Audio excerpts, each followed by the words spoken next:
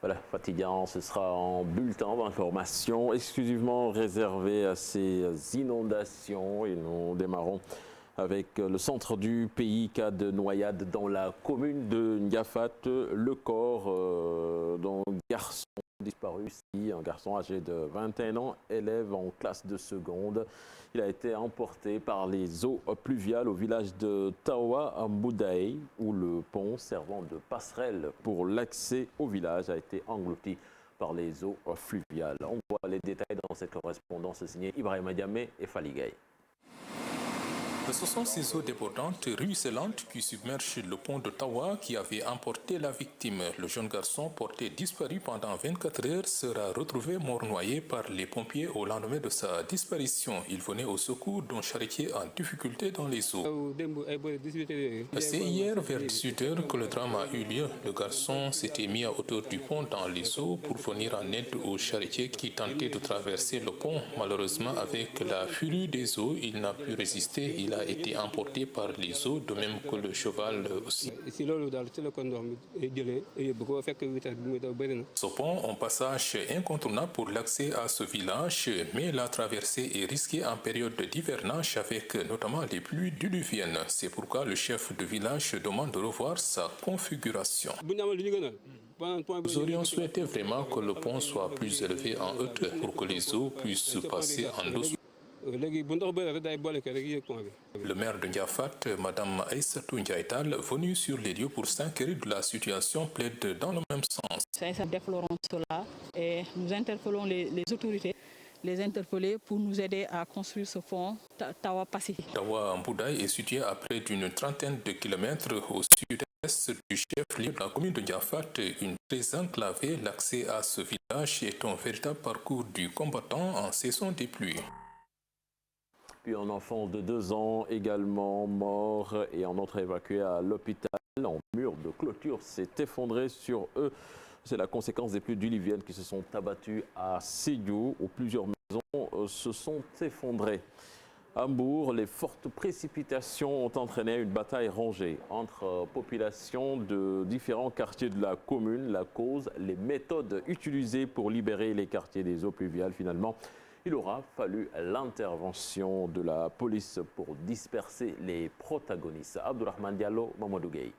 Des maisons, des magasins, des ateliers, tous remplis d'eau et tous les moyens étaient bons pour drainer ces eaux de pluie. Sur la route de l'hôpital de Grandbourg, les habitants de Relais ont barré les eaux avec des sacs remplis de sable, ce qui déclenche une bagarre entre eux et ceux de Grandbourg.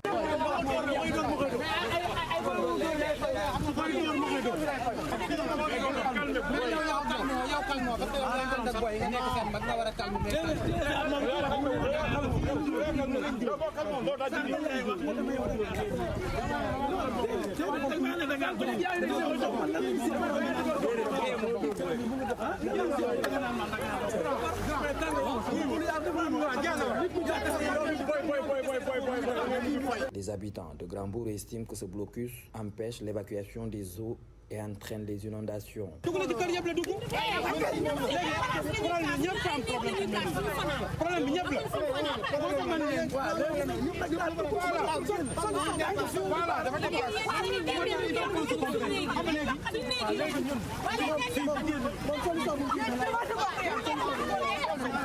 Il a fallu l'intervention de la police et la médiation du chef de quartier pour apaiser la situation.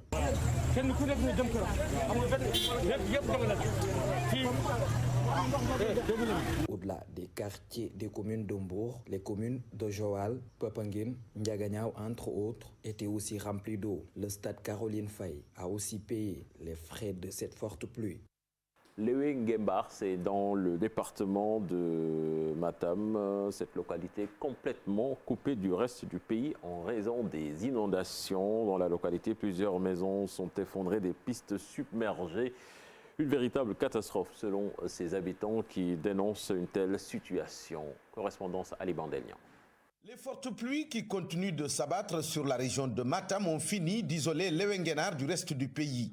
Non seulement tous les pistes menant vers ce village de la commune de Ogo sont inondées, mais aujourd'hui, le pont construit par les émigrés de Lewe est aussi emporté par les eaux de pluie. Dans cette localité de plus de 2000 âmes, aucune liaison avec le reste du département de Matam. même dans le village. Entre quartier et quartier, on ne peut pas se déplacer. S'il pleut, on est resté prisonnier. Là, ce que vous voyez ici, c'est nos ressortissants qui ont débrouillé pour qu'on puisse faire des digues. C'est ce que vous voyez ici. Là, maintenant, on peut passer un peu. À part ça, on a construit là-bas un pont. Ça fait 8 ans aujourd'hui. Avec cette forte pluie, le pont s'est gaspillé. La voiture ne peut pas passer, ni la charrette. On ne peut passer que par pied. Même les pieds là, c'est risqué. On a une case de santé. Nos ressortissants ont construit. Depuis quand? Ça fait 8 ans aussi aujourd'hui. Mais jusqu'à présent, on n'arrive même pas à avoir un infirmier. C'est terrible. Parce qu'on ne peut même pas sortir. Des fois, on attend la fin de pluie pour se débrouiller. Même ça aussi, c'est risqué, surtout avec les femmes enceintes ou les enfants. Le calvaire est d'autant plus accentué par le fait de l'absence d'un infirmier au poste de santé, pourtant construit depuis 8 longues années par les émigrés eux-mêmes. Aujourd'hui, les habitants de Lewenguenar n'ont plus que le chapelet pour prier le ciel. Lancement du plan Orsec aux parcelles assainies pour lutter contre les inondations. Cela fait suite aux instructions du président de la République Macky Sall. Le ministre de l'Intérieur, en compagnie du ministre de l'Urbanisme, de l'Eau et de l'Assainissement, était en visite dans la banlieue.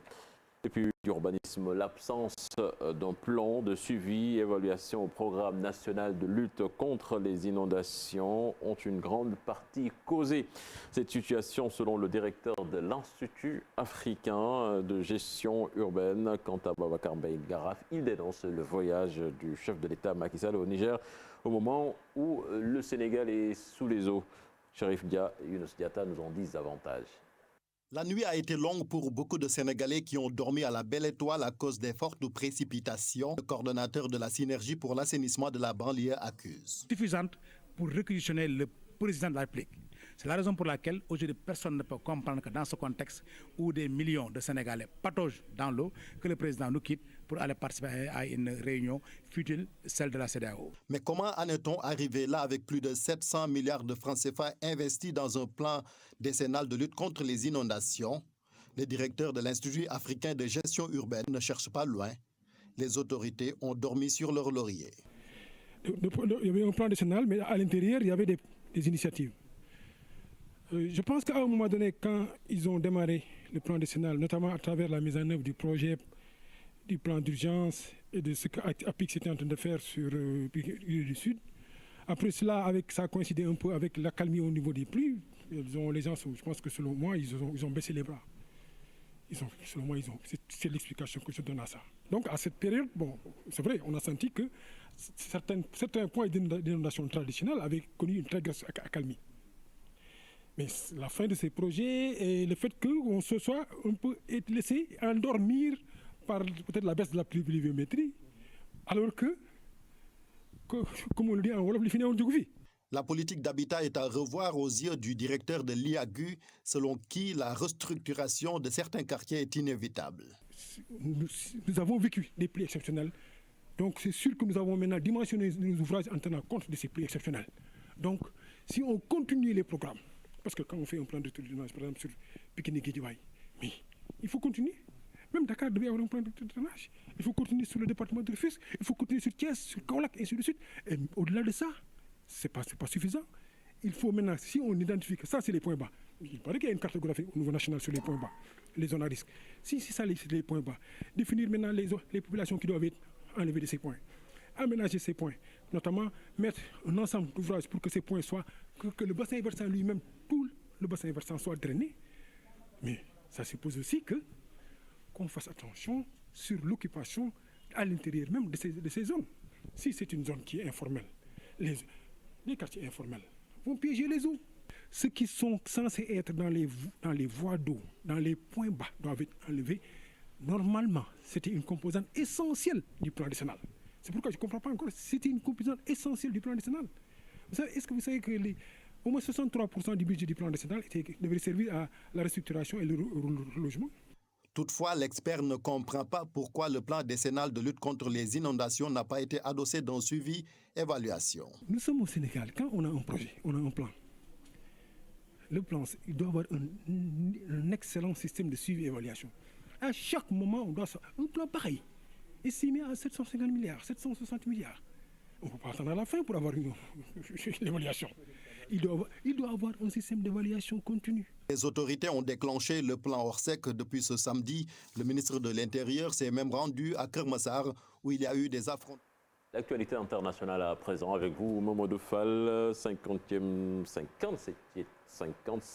sommet de la CEDEAO, la situation du Mali au cœur des discussions. Tout à fait, cher Tidjane Diaw. Les chefs d'État de la communauté économique des États de l'Afrique de l'Ouest se réunissent lundi à Niamey. La rencontre sera consacrée à la situation politique et sécuritaire de la région. Parmi les dossiers, le Mali est en bonne place. Pour rappel, le pays est sous embargo après le coup d'État du 18 août. Les journées de concertation, toujours pour parler du Mali, de concertation nationale sur la transition politique organisée par la junte au pouvoir, s'est tenue durant le week-end. Un comité d'experts va désormais s'occuper des termes de référence. Suivons les explications du colonel Malick Diaw, vice-président du CNPS. Depuis le 18 août 2020, nous abordons une nouvelle ère de l'histoire de notre pays. Cette étape cruciale nécessite une profonde réflexion et une implication de l'ensemble des fils et des filles. C'est pourquoi, en prélude de la concertation nationale, nous avions tenu à organiser cet atelier de haut niveau à Bamako et dans les capitales régionales. L'agenda du Comité national pour le salut du peuple est donc clair et précis. Il s'agit de contribuer à la reconstruction de notre pays à travers la garantie de la poursuite du processus démocratique. Cela passe forcément par des réformes audacieuses, profondes. Comme vous le savez, le temps presse. Il faut aller vite, vite, mais sûrement. Donc, c'était le colonel Malick Diaw, Mali.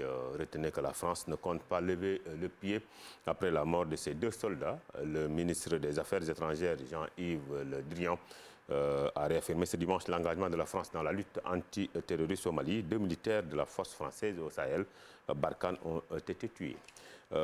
En Guinée, l'ancien premier ministre et principal opposant guinéen a déposé sa candidature à la présidentielle du 18 octobre, une candidature officialisée ce dimanche pour faire barrage à un 3e mandat du président Alpha Condé. Suivons la réaction de Cellou Dalein Diallo.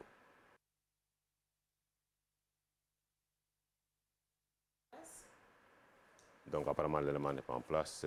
Nous allons parler du Rwanda. Le président Paul Kagame a démenti que Paul Rusesabagina, le héros du film Hôtel Rwanda, ait été kidnappé. Et permettez-moi d'éliminer le mot kidnapping parce que ce n'était pas le cas, a déclaré Kagame dans une interview diffusée par les médias d'État. En Tunisie, des hommes ont attaqué au couteau hier matin des membres de la garde nationale. Des gendarmes ont été poignardés sur un rond-point près de la ville de Sousse. L'un d'ailleurs est décédé, l'autre se trouve dans un état critique. Nous terminons avec les États-Unis. Jacob Blake a pris la parole ce samedi. L'Afro-Américain blessé grièvement dans la ville de Kenosha par un policier qui lui avait tiré 7 fois dans le dos, occasionnant plusieurs nuits d'émeutes. Blake dit qu'il a mal quand il respire. Cheikh Tidiane Diaw, c'est tout pour cette page internationale. Merci à vous, Mamadou Fall. Fatih, c'était là la première tasse actu de ce matin. Merci beaucoup, cher Tidiane Diaw. Merci également à toi, Mamadou Fall, pour cette première tasse actu. Bien digeste tout de suite la revue des titres avec Mortala Gueye.